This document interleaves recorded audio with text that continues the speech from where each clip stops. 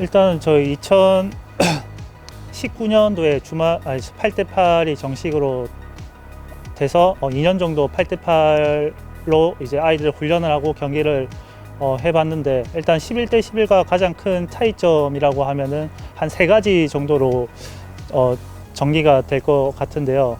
첫 번째로 일단은 기술 훈련을 할 수 있는 그런 빈도가 되게 많아졌고요. 예를 들어서 8대8 같은 경우는 11대 11에 비해 공간이 되게 많아졌습니다.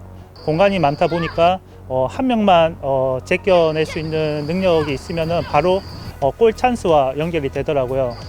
그러다 보니까 사실 11대 11로서 이제 경기 플랜을 짜고 경기에 대비해서 훈련을 할 때 사실 뭐 축구의 전술적인 부분, 전략적인 부분, 그리고 피지컬적인 부분 이렇게 해야 될 게 정말 많았었는데요. 거의 11대 11 할 때는 사실 이제 하루에 훈련량이 한 2시간 반 정도 됐습니다. 이게 뭐 그런 경기에 대한 준비도 하지만 이제 아이들 기본기적인 부분도 같이 해야 되기 때문에 그렇게 많아졌었는데, 이제 8대8로 바뀌고 이제 물론 전술적인 부분과 그런 전략적인 부분이 또 어느 정도는 필요하지만 그것보다 이제 아이들 기술적인 부분이 더욱 중요하게 되어 가지고 이제 경기를 준비함에 있어서 아이들 기술 훈련에 시간을 더 많이 할애할 수가 있었습니다. 두 번째로 8대8 축구가 이제 마찬가지로 공간이 많이 생기다 보니까 이제 속도와 템포가 11대 11에 비해 더 빨라졌습니다. 그렇다 보니까 또한 이 공수 전환의 횟수가 되게 많아졌는데요.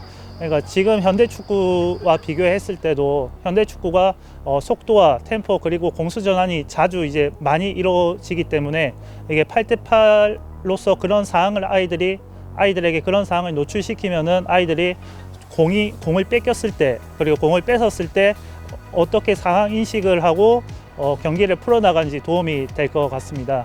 끝으로 이제 마지막으로는 이건 조금 안 좋은 점인데 지도자가 어떤 스타일을 가지고 조금만 노력하면 바꿀 수 있다고 저는 생각을 하는 부분인데요.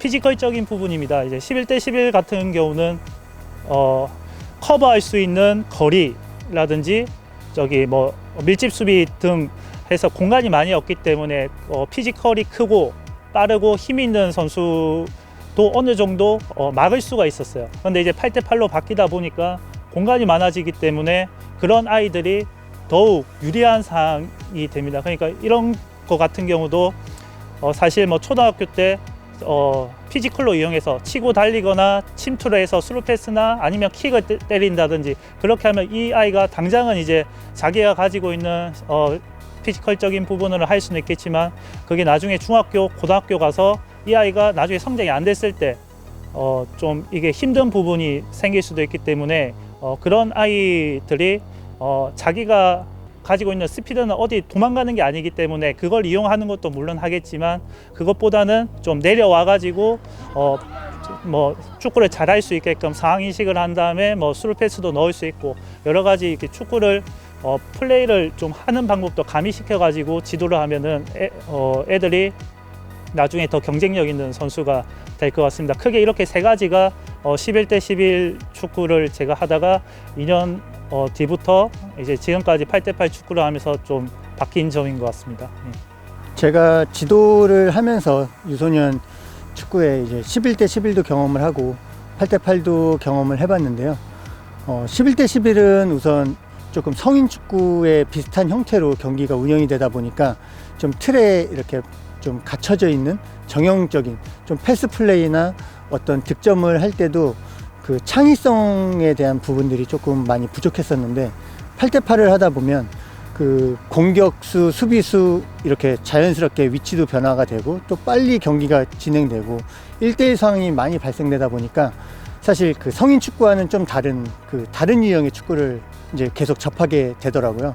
그래서 그 1대1에서 좀 더 과감하게 도전을 하고 또 골대도 또 길이가 짧아졌다 보니까 슈팅 찬스도 많이 생기고 그래서 골 결정력이라든지 아니면 그 좀 도전적인 공격 그런 면에서 확실히 11대 11보다는 많은 경험을 할 수 있다고 생각이 됩니다.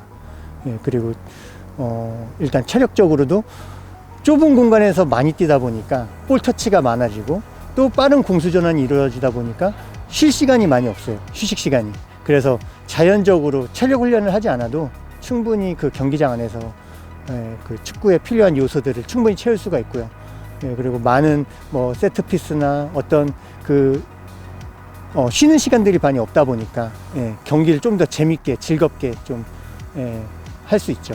그래서 11대 11보다는 저는 8대 8이 조금 더 선수들한테, 어린 선수들한테는 적합하다고 생각이 듭니다.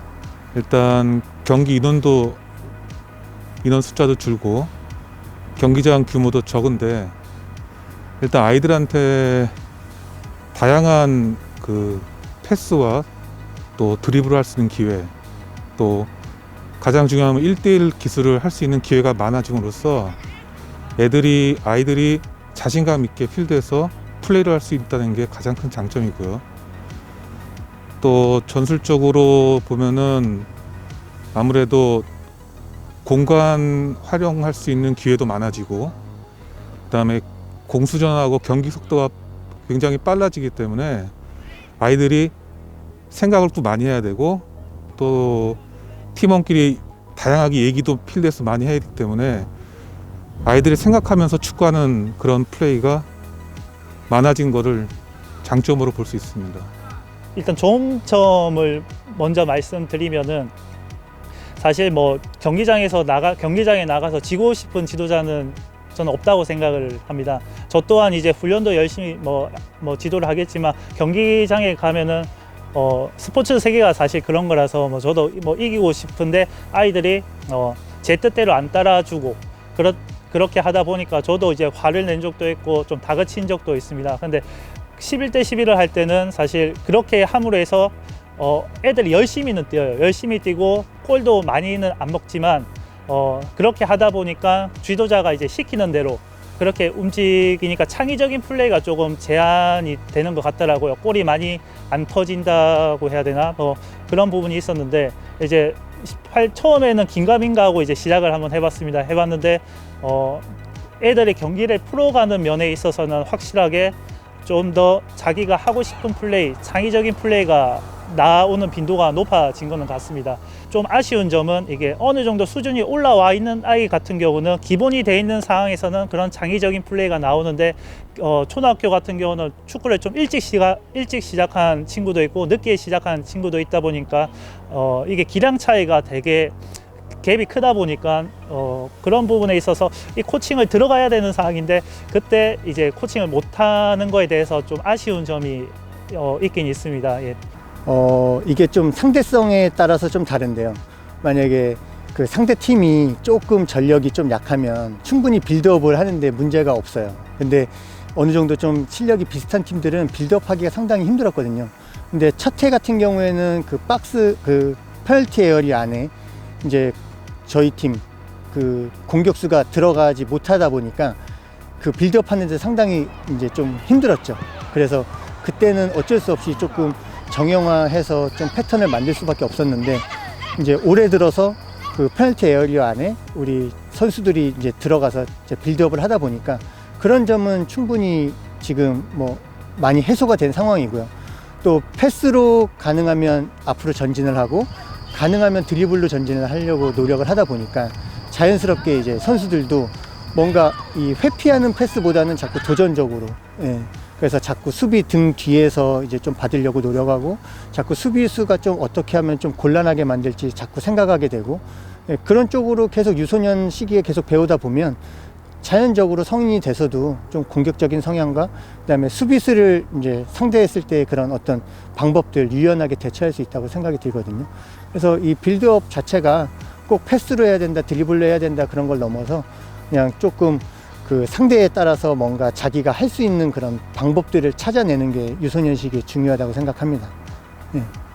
그 사실 팀을 운영하는 쪽에서는 저희 팀은 조금 다른 케이스다 보니까 그 운영 면에서는 제가 드릴 말씀은 없는데, 사실 그 선수를 이제 구성하고 이제 소규모로 유소년에서 계속 그 많은 인원수보다 좀 적은 인원수를 하다 보니까 좀 더 코칭이 디테일해지는 부분들이 더 있어서 오히려 11대 11 했을 때 6학년 선수들이 14명, 15명 이렇게 뭐 운영을 하는 것보다 지금 현재 뭐 8명, 9명 이렇게 되면 좀 코칭하는 데 있어서 조금 더 디테일하게 코칭을 할 수 있는 건데, 사실 일선 지도자들의 어떤 애로사항은 팀을 운영을 해야 되고 팀을 어떻게 좀 명문 팀으로 만들어서 계속 선수 수급이 되는 좀 그런 쪽에 고민이 있다 보니까, 사실 이런 부분들은 협회에서 조금 도움을 많이 주시면 소규모로도 충분히 좀 이루어질 수 있게끔 해주시면 그런 부분들은 자연스럽게 해소가 될 것 같고요. 저도 마찬가지로 뭐 지금 인원수가 그게 많다 적다를 떠나서 아이들이 계속 좀 좋은 코칭을, 질 좋은 코칭을 받을 수 있게 좀 하는 게 제일 우선이지 않나, 그렇게 생각하고 있습니다. 11대 11은 구장은 넓은데 선수가 많이 들어가니까 공간을 막 이용하기가 좀 더 어려운데, 8대 8은 선수도 작고 경기장도 막 작은 건 아니니까 공간을 활용해서 자기 기량이나 스피드 살려서 하는 걸 더 많이 나올 수 있게 하는 것 같아요. 일단 기술적인 면에서는 11대 11부터 말하자면 11대 11은 사람이 많아서 볼 잡는 횟수가 좀 적어서 개인 플레이를 좀 많이 못하는데, 8대 8은 인원이 적어서 많이 볼을 잡아 창의적인 플레이를 좀 할 수 있고, 그리고 체력적으로 보면은 11대 11은 사람이 많고 커버 플레이가 잘 돼서 빨리 내려갔다 올라갔다 하기 때문에 조금 이제 커버 플레이가 잘 돼서 힘이 안 드는데, 8대 8은 빠르게 공간을 찾아 들어가야 돼서 조금 체력적으로 힘들고, 전술적으로 보면은 이제 11대 11은 거의 포지션이 다 정해져 있는 상태에서 이제 전술을 이어나가야 되는데, 8대 8은 이제 멀티플레이어 선수들이 많으니까 다양한 전술을 좀 쓸 수 있습니다. 기술적으로는 먼저 8대 8은 공간이 좁은데 그 대신 볼 터치를 많이 하니까 1대1 할 수 있는 그런 횟수가 더 많아지는데, 11대 11 같은 경우는 공간은 넓은데 그만큼 볼 터치를 더 적게 해가지고 1대1 할 수 있는 횟수가 좀 적어서 그 점은 8대 8이 더 좋은 것 같습니다. 그리고 또 체력적으로는 8대 8이 공수 전환이나 템포가 빨라서 조금 더 좀 체력이 빨리 소모되는데, 11대 11 같은 경우는 8대 8에 비해선 체력이 좀 덜 소모되는 것 같습니다. 8대 8로 변경되고 나서는 저희가 볼을 소유할 수 있는 시간이 조금 많아져서 조금 이제 11대 11 경우 같은 경우에는 수비 압박에 대한 이제 그런 부담감이 많은데, 좀 생각할 시간이 조금 많아졌다라고는 얘기를 했습니다. 플레이 중에. 네. 볼 맞기 전에 일단은 수비를 안으로 끌었다가 나오면서 공 오기 전에 주위 한 번 더 보고 돌아서고 이제 봤던 데를 이제 패스 놓고 상황이 바뀌면 또 생각해서 만들고 해요. 그러니까 한국 같은 경우가 이제 크게 세 가지로 팀이 나눠집니다. 이게 프로 산하팀 같은 경우는 지원이 있고, 뭐 지금 뭐 일반 학교 팀이나 이제 클럽 팀 같은 경우는 수익자 부담으로 이게 운영을 하다 보니까 인원수에 따라서 이제 뭐 월급적인 부분이 이제 그렇게 책정이 되는데, 이제 처음에 이제 8대 8을 시행한다고 했을 때 이제 뭐 3명이 줄어들기 때문에 이제 그런 축구 외적으로 그런 부분 때문에 좀 그런 이제 구조상 이제 그런 부분에서 조금 애로사항이 있을 거라고 생각을 했는데, 막상 이제 8대 8을 해보니까 저희 같은 경우가 지금 8대 8을 시행하고도 인원수가 6학년 기준으로 계속 한 12명에서 13명을 유지를 하고 있습니다. 또 8대 8 같은 경우가 이제 축구를 워낙 이게 또 활동량이 많이 뛰어야 되다 보니까 8명으로서 이제 경기를 다 치르기에는 좀 힘든 상황도 있습니다. 그거를 이제 플레잉 교체를 통해서 힘들면 또 나갔다가 다시 들어갔다가 뭐 그런 식으로 하면은 제가 봤을 때는 뭐 크게 문제는 없는 것 같아요. 저희 팀 입장에서는 그렇게 크게 문제는 없는 것 같은데, 이제 뭐 다른 팀 같은 경우도 11명을 사실 멤버를 구성하기가 쉽지가 않습니다. 이제 뭐 잘하는 팀이나 뭐 선수 수급에 그렇게 힘들지 않은 팀들 같은 경우는 조금 그렇겠지만, 이제 8명 같은 경우는 어느 정도만 해도 이제 팀이 어느 정도 구성이 되기 때문에 뭐 제가 봤을 때는 11대 11보다는 8대 8이 더 나은 것 같습니다. 예. 우선 FC 서울 U12 팀이 이제 훈련을 이제 구성을 하고 계획을 할 때 사실 이론적인 부분도 많이 뭐 신경을 써야 뭐 좋다고 생각을 하지만 사실 유소년 시기에 경험만큼 좋은 건 없거든요. 그래서 경기장 안에서 계속 그 볼이 계속 진행되고 어떤 플레이의 그 상황에 맞게 계속 그 경험을 시켜주고 잘 관찰을 했다가 나중에 피드백을 주는 그런 형태로 지도를 하고 있는데요. 그래서 창의성이나 어떤 그 선수들이 생각, 그래서 제가 선택을 하지 않고 선수들한테 선택권을 많이 주는 편이고, 그래서 그 선택을 했을 때 그 선택이 좀 좋은 방향으로 계속 발전이 될 수 있게끔 지도를 하고 있습니다. 그래서 훈련 구성도 가능하면 좀 쉬는 시간을 이렇게 얘기하는 시간보다는 계속 볼이 굴러다니면서 경기 형태, 그리고 1대1, 2대2, 3대3 이제 소규모로 그룹을 좀 지어가지고 자꾸 훈련을 하는 편이고요. 큰 틀은 그렇게 많이 패턴 플레이나 그런 거는 하지 않고 있습니다. 현재는.